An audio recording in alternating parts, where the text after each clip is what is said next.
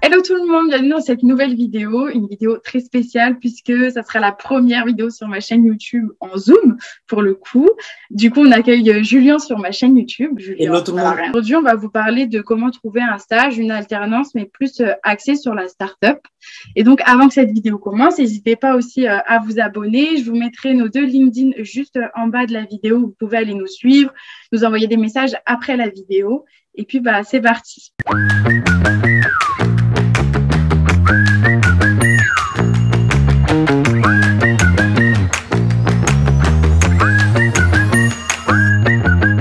Du coup, je te laisse te présenter. Moi, c'est Julien, j'ai 27 ans et ça fait 1 an et demi que je bosse avec des startups pour les aider à recruter des stagiaires et des alternants à travers une boîte qui s'appelle Esli.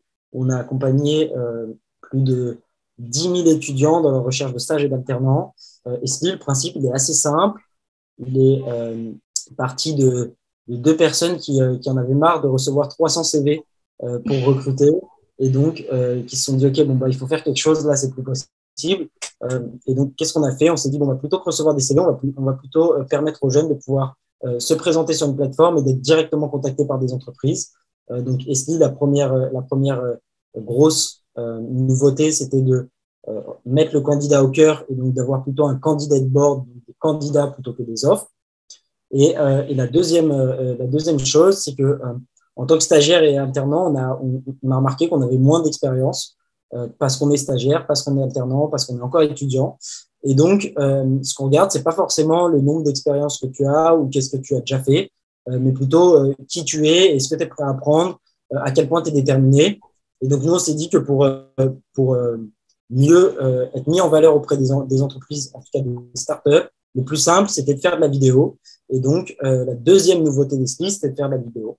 Et voilà de quoi c'est parti. Ça nous a permis d'aider plus de 200 startups à recruter des stagiaires et des alternants. Aujourd'hui, malheureusement, on arrête l'aventure Esli, plus pour un côté personnel que d'envie.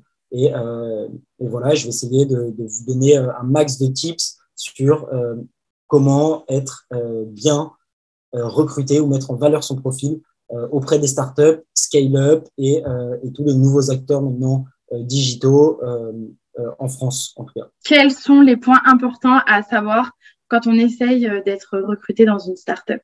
Il y a plusieurs points importants. Un peu comme vous voyez là, comment je suis. Déjà une startup, c'est la première chose qu'il faut savoir, c'est qu'on est sur un niveau hiérarchique qui est plat, donc horizontal, et donc il n'y a pas de N+1, N+2, boss, pas boss. Bien sûr qu'il y a toujours des gens au-dessus de toi, des managers, mais t'as pas ce truc un peu de grand groupe de je viens en costard cravate, je vous vois, je fais attention. Donc en fait, c'est important de bien comprendre la culture. C'est un peu la première chose que je dirais. Si tu comprends pas la culture startup, ça sert à rien d'aller chez eux parce qu'en fait, typiquement, si tu les vois, ils vont pas vraiment comprendre et c'est pas du tout le mood.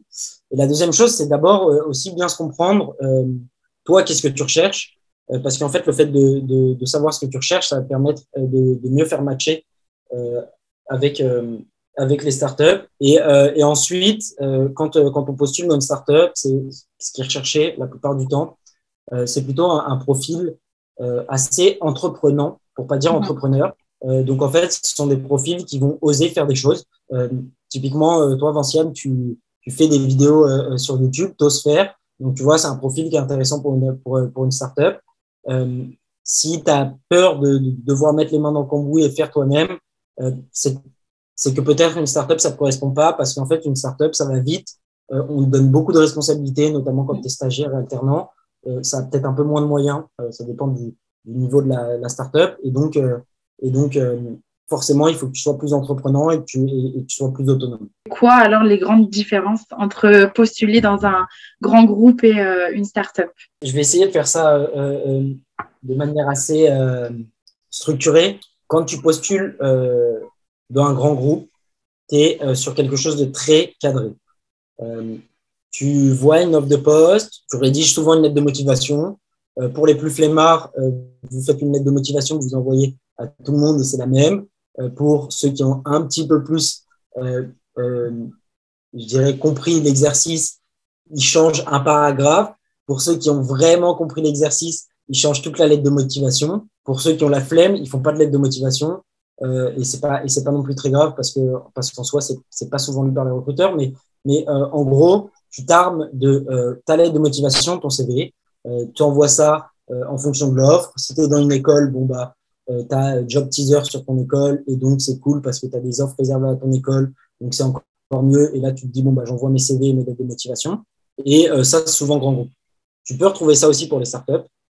La différence, elle va se faire forcément dans la lettre de motivation, dans l'approche et dans la manière dont tu te mets en valeur.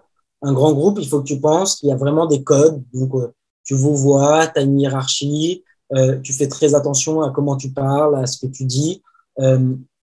Donc, tu postules différemment forcément parce qu'en fait, si tu comprends bien le grand groupe, on te demande de respecter ces codes. Une startup aussi, une scale-up aussi. Juste si vous ne savez pas la différence entre startup et scale-up, scale-up, c'est quand elle commence vraiment à croître et à décoller. Donc, c'est quand la startup commence à grossir. On dira plus de 20, 30 employés. À savoir qu'aujourd'hui, on dit startup, on a l'impression qu'on va rejoindre 5-10 personnes, mais il y a des startups qui ont 100 à 200 personnes. En fait, une startup, c'est juste quelque chose qui croît vite, qui innove et qui a des nouveaux modèles de management et donc innovant aussi dans le management. Et donc, si tu as bien compris, ça a aussi des codes. Et ces codes, c'est que une startup, la culture de l'entreprise, à la différence d'un grand groupe, elle est beaucoup plus jeune. C'est beaucoup plus, comme je le disais, beaucoup plus flat, en fait, donc beaucoup plus. Tu vas aller parler au CEO, qui est l'équivalent du PDG pour un grand groupe, comme tu parles à ton manager, comme tu parles à ton collègue qui est aussi en stage avec toi ou en alternance avec toi. Donc, en fait, quand tu vas postuler, pareil, tu vas dans ta lettre de motivation, tu vas pas vous voyer, tu vas pas dire je vous prie, monsieur, madame, d'agréer à mes sentiments distingués. Pourquoi? Parce qu'en fait, ça veut dire que tu n'as pas compris l'exercice, ça veut dire que tu n'as pas compris où est-ce que tu allais mettre les pieds. Par contre, que tu dises j'ai hâte d'entendre parler de vous, la team. Je sais pas, je vais te dire le nom d'une startup, par exemple Lemlist ou Ornicar, je pense, qui est plus connu pour vous. J'ai hâte de rejoindre la team Ornicar et de mettre un coup d'accélérateur dans la voiture, tu vois. Et ça, c'est un truc qui est cool à dire et tu peux le dire pour une startup et tu pourrais pas le dire pour un grand groupe. Je te vois mal aller, je sais pas, aller voir Next City et leur dire j'ai hâte d'emménager dans votre appartement, tu vois. Ce serait pas cool. Pourtant, c'est marrant. Et ça ferait rire quelqu'un en fait en startup et ça lui donnerait envie de te recontacter. Donc, en fait, en startup, il faut que tu comprennes que tu es avec une team de jeunes personnes et donc ils réagissent en fait typiquement comme des jeunes personnes et qui sont, en fait, ils sont plus vrais par rapport à ce qu'ils font eux dans la vraie vie. Et ils se mettent pas, c'est pas deux choses. C'est pas le boulot, je suis complètement différent de ce que je fais dans la vraie vie. En fait, au boulot, je suis pareil que dans la vraie vie. Je suis autant empathique, je suis autant. Alors que dans les grands groupes, il y a un truc qui est un peu plus vieux au boulot, c'est vraiment une autre personne, tu vois, et en dehors du boulot, tu vas boire une bière avec eux et ils ne vous voient plus, tu vois, alors qu'ils vous voient toute la journée. Donc, ce qui pour moi ne fait pas de sens, mais pour certains métiers, c'est quelque chose qui est encore important. Et après, tu as des différences quand tu vas vouloir postuler, tu vois. En fait, si tu postules dans une startup, tu postules pas pareil que quand tu postules dans un grand groupe. C'est-à-dire que ce que je disais, c'est que tu as beaucoup d'offres, même pour les startups, mais tu as beaucoup d'offres en général. Mais sauf que pour les startups, tu peux utiliser des petits moyens un peu différents pour postuler. Et c'est là où c'est vraiment intéressant. Et c'est là où vraiment tu as tes cartes à jouer pour pouvoir être pris dans des startups, notamment si tu es un peu créatif. Ça change quoi de bosser dans une startup par rapport à un grand groupe? Quand tu bosses dans un grand groupe, tu vas arriver, tout sera très préparé pour toi. Tu vas avoir ton N+1 qui a l'habitude d'avoir son stagiaire chaque septembre sur ce sujet. Donc, tu vas faire exactement ce qu'on te dit. Donc, c'est très bien parce qu'en fait, c'est assez simple. En fait, tu suis des choses. c'est beaucoup moins, en fait, un grand groupe est beaucoup moins flexible, tu vois. Il a une vitesse d'exécution sur des choses qui est beaucoup moins rapide qu'une startup, donc il est moins innovant. Pourquoi? Parce qu'en fait, vu qu'ils ont plein de process pour valider tout ce qu'ils font en interne, bah forcément, quand ils veulent implémenter une nouvelle chose, ou si toi, disons, tu as une idée et tu penses que c'est une bonne chose, bah, ça va prendre beaucoup de temps à aller au-dessus. Donc, il faut que ça soit validé par le N+1, qu'il le fasse valider par le N+2, et parfois qu'il le fasse valider par le N+3, puis il y a le budget qui rentre dans le truc. Donc, en fait, c'est compliqué, toi. Une startup, demain, tu arrives en tant que stagiaire, tu dis, écoute, share on card, quoi. Je pense qu'il faudrait qu'on fasse un truc de podcast de personnes qui ont fait des accidents, de jeunes qui ont fait des accidents ou je sais pas, parce que je pense que ça va attirer des audiences et ces audiences, on pourra les convertir en clients. Et bah peut-être que le CEO, il va te regarder, il va te dire, bah écoute, vas-y, tu sais quoi, tu fais une demi-journée ou une journée par semaine, tu te mets à monter ça, tu commences à contacter des gens et tu me fais une proposition à la fin du mois et si c'est cool, on lance. Quoi. Et donc, ça n'a rien à voir. Quoi. C'est genre, tu peux proposer des choses, tu peux faire des choses. En revanche, là, je le vends bien, mais il y a aussi l'autre côté, qui est que si tu rejoins une startup qui est plus jeune, faire attention parce que parfois elle peut fermer alors que tu es dedans, parce qu'elle est en manque de moyens, et ça arrive assez souvent. Si tu rejoins une startup qui est un peu moins jeune, donc qui a déjà quand même des gens et ça tourne, ben, ça dépend. En fait, parfois, peut-être qu'ils vont avoir. En fait, ils sont moins, donc ils travaillent plus ou plus vite sur des choses, tu vois, ils sont plus productifs, donc peut-être qu'ils vont avoir un peu moins de temps à t'accorder. Donc, en fait, quand tu rejoins une startup, il faut être capable vraiment d'apprendre par toi-même. Souvent, ils font un super bon boulot d'onboarding.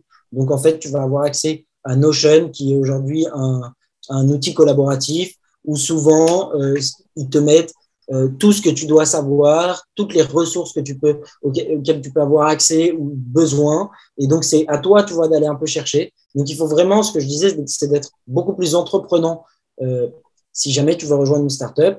Mais du coup, c'est cool parce que tu apprends plus, tu es plus autonome, donc tu vas plus, toi, donner et faire. Mais si c'est pas ton, enfin, si t'as pas envie de faire ça, et ce qui est compréhensible, il y a des gens qui n'ont pas envie de faire ça, tu vois. Bah, du coup, rejoins pas une startup, rejoins pas une scale-up. Il y a pas de problème, mais c'est juste que culturellement, ça colle pas, tu vois. Et pour le coup, pour revenir sur comment postuler dans une start-up, tu as dit qu'il fallait postuler, on va dire, un peu autrement. On a parlé de la lettre de motivation ou si on parle tout le temps, si on tutoie tout le temps, par exemple, la personne, enfin, je prends l'exemple, si on l'a déjà envoyé un message sur LinkedIn au SEO et qu'on lui envoie une lettre de motivation, on vous voit, forcément, c'est décalé. Mais est-ce qu'il y a d'autres tips à savoir sur comment postuler dans une start-up?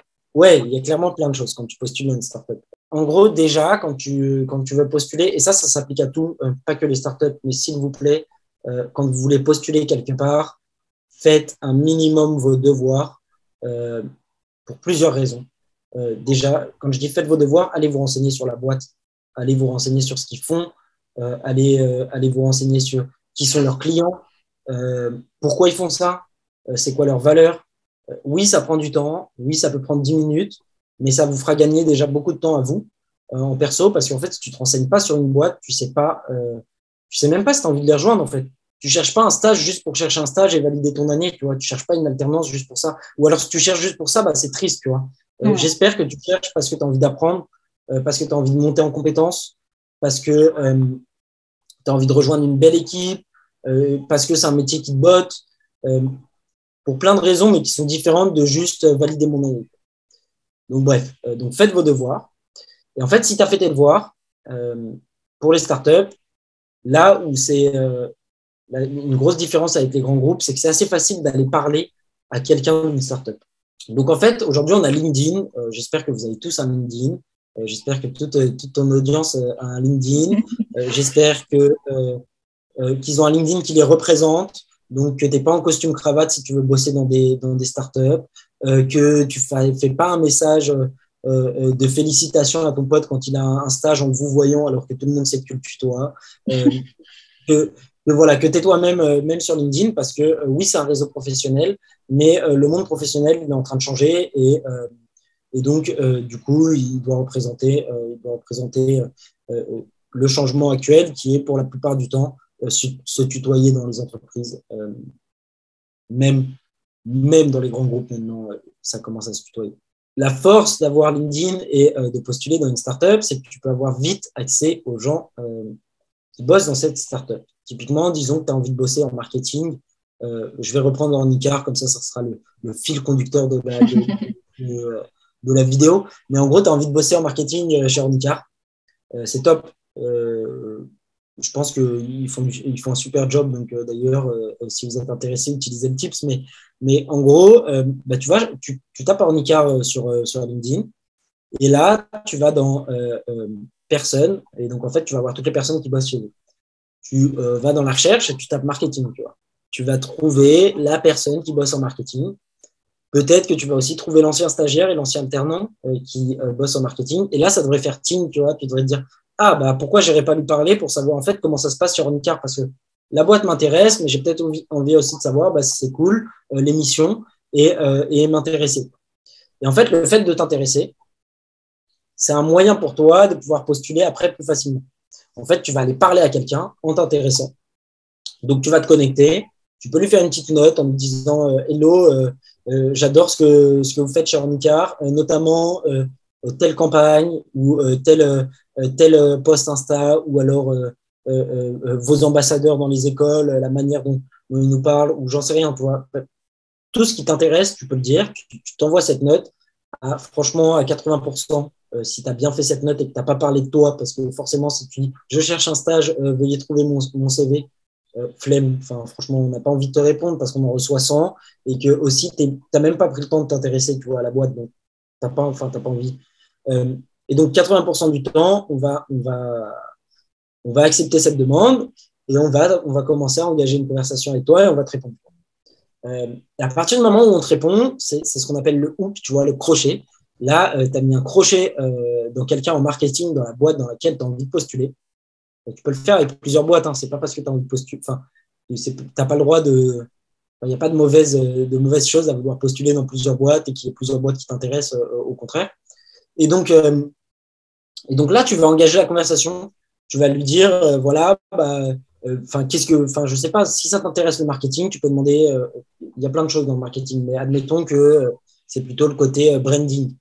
OK, à quel moment est-ce que vous avez pensé à ça comme logo, qu'est-ce que ça a engendré, en gros, tu peux me poser plein de questions, tu vois, sur le branding, ou tu peux même lui demander, écoute, j'ai envie de bosser dans le marketing, je n'ai pas eu d'expérience dans le marketing, j'y connais pas grand-chose, tu peux être honnête, tu vois. J'y connais que ce que les cours ou ce que ma formation m'a appris. Est-ce que tu aurais 10 minutes à m'accorder pour répondre à mes questions, m'expliquer c'est quoi vraiment au quotidien ce que tu fais? Et franchement, tu vois, là, regarde, je te donne du temps pour faire une vidéo. J'ai donné plein de temps pour les étudiants. La plupart du temps, les gens, ils vont donner du temps. Et donc, toi, ça va te faire presque une première relation, qui est tout le but de LinkedIn, qui est un outil de relation, qui est un réseau relationnel. Et donc, ça va te faire une première relation et je ne sais pas, peut-être que plusieurs jours après, tu vas lui dire, ou même naturellement, tu vois, pendant l'appel, tu vas lui dire, ça a l'air trop cool ce que vous faites, ça me donne envie. Est-ce que vous ne cherchez pas un alternant là en marketing? Je suis motivé, j'adore, comme tu vois, je suis curieux. Est-ce que je peux t'envoyer mon CV, tu vois? Et donc lui, peut-être qu'il va te dire, écoute, passe par Welcome to the Jungle parce que c'est aujourd'hui le job board qu'on utilise et que c'est plus simple pour nos recruteurs en interne de trier. Mais t'inquiète pas, moi je dis un mot aux recruteurs, tu vois. Ouais. Et donc en fait, tout ça, c'est simple à faire et ça te permet de postuler autrement et plus facilement et d'une manière plus personnelle auprès d'une boîte. Donc, en gros, ce que je te dis, c'est va pas postuler sur le job board en direct. Postule en ayant créé une relation d'abord et en envoyant ensuite ton CV. Ensuite, tu peux faire autre chose en vrai pour aller plus vite. Tu peux directement envoyer ton CV, mais attention. Pour faire ça, il faut d'abord que tu aies une phrase d'accroche qui soit intéressante. Donc, comme je le disais, tu ne parles pas d'abord de toi. Donc, je ne sais pas, tu vois que le CEO, il a fait un post sur à quel point, en ce moment, l'écologie, c'est un vrai sujet pour les entrepreneurs français et que tous les entrepreneurs français devraient s'y mettre. Et bah, admettons que toi, tu ailles parler au CEO, tu lui dis, écoute, j'ai vu ton post sur l'entrepreneuriat et l'écologie. Ça a résonné en moi. Je suivais d'ailleurs Bon Pote ou Time for the Planet ou d'autres personnes. Et je pense que c'est le futur de l'entrepreneuriat français. J'adore vos valeurs chez, là tu dis le nom de la boîte. Est-ce que vous avez pas besoin d'un alternant en design, sales, marketing, com? Si oui, je serais ravi d'en discuter avec toi au téléphone. Et là, bah, ça montre que tu t'es intéressé à son poste, tu as repris 2-3 trucs, que toi, tu es intéressé aussi par ça, que tu es intéressé par sa boîte, par les valeurs. Et donc, du coup, il va peut-être se dire, bon, bah, ok, le mec, il s'intéresse, il suit des chaînes sur YouTube sur les mêmes choses que moi je suis, et il me demande un call pour peut-être en savoir plus. Et franchement, bah, je vais lui donner 15 minutes, tu vois. Et donc là, tu as postulé et ça fonctionne. Et oui, t'inquiète pas si ça fonctionne pas tout le temps. C'est pas tout le temps qu'on va te répondre. Mais tu vois, c'est typiquement le genre de petits tips qui te permet de postuler autrement. Je sais que moi, j'ai toujours travaillé dans des startups, que ce soit mon premier stage que j'ai fait, qui était complètement dans une startup. En 2 mois, j'ai dû gérer tout ce qui était marketing, communication, leur préparer leur webinaire et travailler sur la logistique parce que ça allait être des produits à envoyer. Et c'était j'avais plein de missions à faire qui étaient toutes différentes, mais j'avais 2 mois pour les faire. J'étais souvent toute seule parce qu'ils avaient d'autres choses à faire. On était 3 au moment où j'y étais, donc moi et les 2 chefs. Donc, ils avaient plein de rendez-vous. Et donc, j'étais très autonome, mais ils étaient quand même là pour me suivre. Et j'avais plein de missions différentes à faire. Et après, pour revenir, oui, c'est quelque chose qui me correspondait parce que j'avais pas peur d'être toute seule, je comprenais vite ce qu'on me disait et je prenais vite en main aussi les logiciels que eux me donnaient, sachant que c'était des premières expériences. Donc à l'école, on nous apprend pas forcément les logiciels pro. Et c'est pour ça que moi, après, j'ai continué et que j'ai été en contact avec toi, justement, pour chercher certaines alternances. Je suis passée par Esli. Je suis jamais allée au bout parce que j'en ai trouvé. Mais ouais, la start-up, on ne s'invente pas pro start-up, quoi. Yes, et après, faut pas oublier aussi que tu as 2 choses. C'est que c'est pas le recruteur qui fait la loi et toi qui as le droit à rien. Et ça vaut pour tout. Tu as le droit de poser des questions, tu as le droit de demander comment allait l'équipe, tu as le droit c'est pas un échange, je veux dire, recruteur, c'est pas une interrogation, c'est pas un interrogatoire. C'est pas le recruteur, il y a un vrai échange, il y a des vrais, enfin, je veux dire, il y a des sujets où vous allez être d'accord, où vous allez poser des questions, vous pouvez même rire pendant un entretien. C'est pas un interrogatoire. Et ça, c'est important de vraiment bien le comprendre, parce que ça te permet, tu vois, d'éviter, si tu n'aimes pas bosser seul, tu dis, voilà, c'est comment l'équipe, comment elle est structurée, il y a combien de personnes qui bossent sur le pôle communication, est-ce que je vais être toute seule, tout seul, et peut-être que ça, tu vois, ça ne te correspond pas, et donc tu le sais en posant la question, il n'y a pas de mal, tu vois. Aucun recruteur t'en voudra de poser des questions, au contraire, et aucun recruteur ne voit le recrutement comme juste un interrogatoire. Super. En tout cas, merci beaucoup d'être venu donner plein de tips. J'espère que ça servira au maximum de personnes. Je pense que on se retrouvera prochainement pour une nouvelle vidéo avec toi et avec grand plaisir pour parler surtout de LinkedIn, vu qu'on a parlé du fait d'envoyer des messages, de postuler, mais postuler autrement. Je pense que ça, c'est une partie qui est très importante parce que moi-même, je postulais en commençant par demander s'ils avaient des postes en alternance ou des choses comme ça. Forcément, je vais à la rapidité. Et je pense que c'est important aujourd'hui de parler de ça. Donc, peut-être prochainement. On ne sait pas. Restez connectés. Avec plaisir. N'hésitez pas à m'ajouter sur LinkedIn. Je crois qu'il y aura mon lien. Si vous avez besoin de tips, avec plaisir. J'aurai moins de temps que quand j'étais avec Esli parce que là, je bosse sur d'autres projets. Mais mais je réponds toujours sur LinkedIn.